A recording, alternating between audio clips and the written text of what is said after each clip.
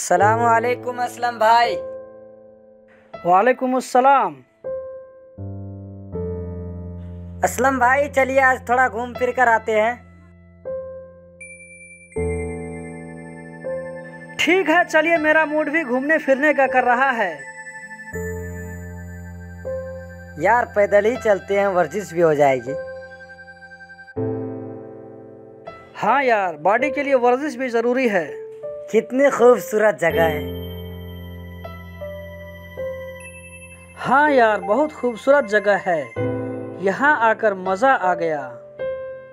हमें घूमते हुए 1 घंटा हो गया है। चलो चलकर कहीं बैठते हैं। हाँ यार, मेरा भी पैर दुखने लगा है।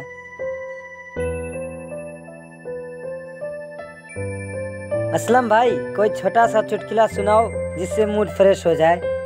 क्या बताऊं, आज सुबह बेगम से थोड़ी लड़ाई हो गई तो मैंने सारे काम खुद से करने की ठान ली। भूख लगी तो किचन गया और ब्रेड गरम करके चटनी के साथ खा लिया। खाने में बहुत मजा आया। फिर उसके बाद 1 घंटे तक कमरे में बंद होकर रहना पड़ा। मगर क्यों?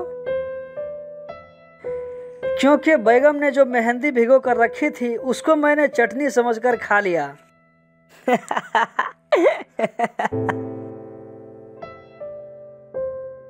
नबील भाई, नमाज का टाइम हो गया है, चलो घर चलते हैं। हाँ यार चलो वरना देर हो जाएगी।